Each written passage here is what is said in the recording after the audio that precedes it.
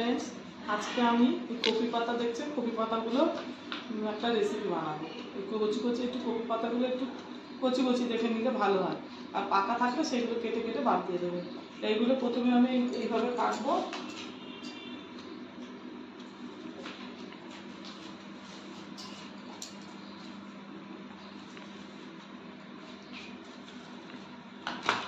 শীতটা বাদ দিয়ে দিতে হবে, এই শীতগুলো বাদ দিয়ে দেবেন। এই যে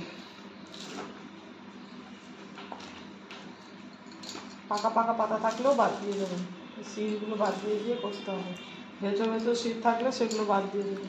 এই শীতগুলো অনেক সময় মোটা মোটা থাকে, এইগুলো বাদ দিয়ে দিতে হয়। এখন আমার পাতাগুলো কচি, ওই জন্য বাদ দিচ্ছি না।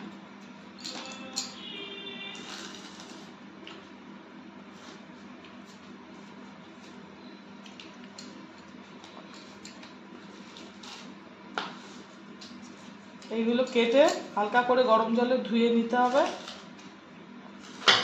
ধুয়ে গরম জলে ভাপাতে হবে।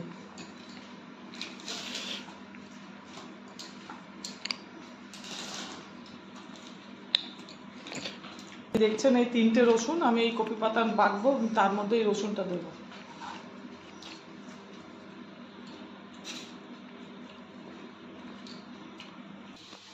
হ্যালো গাইস, দেখো এই যে কপি পাতাগুলো ভালো করে ধুয়ে নিয়েছি।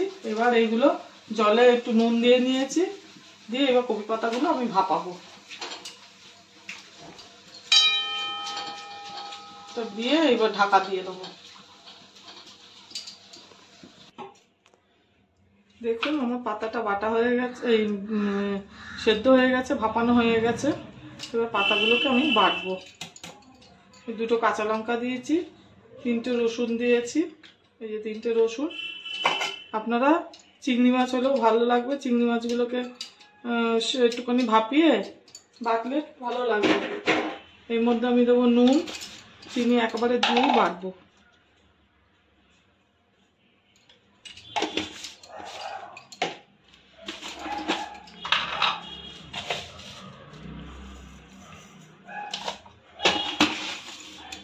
এর মধ্যে অল্প একটু জল দেবো, জলটা দিলে ভালো বাটাটা হবে।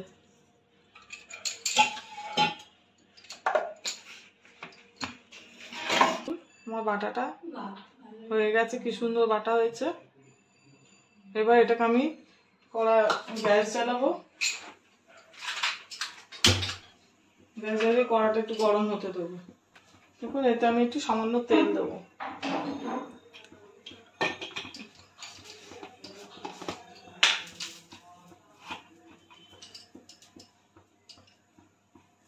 এটা গরম হয়ে গেছে, এবার আমি একটু কালো জিরে দিয়ে দিলাম।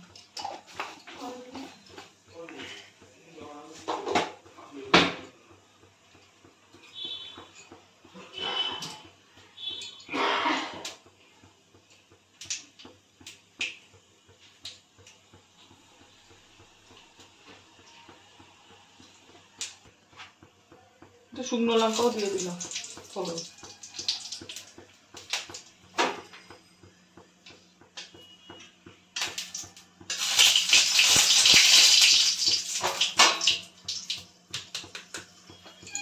এবার আমি পাতা বাটাটা দিয়ে দেবো।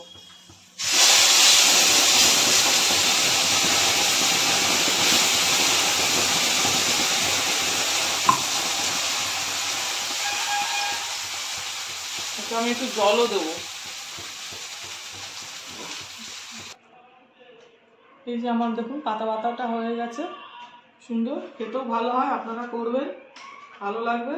আর আমার চ্যানেলটা লাইক, সাবস্ক্রাইব আর শেয়ার করবেন।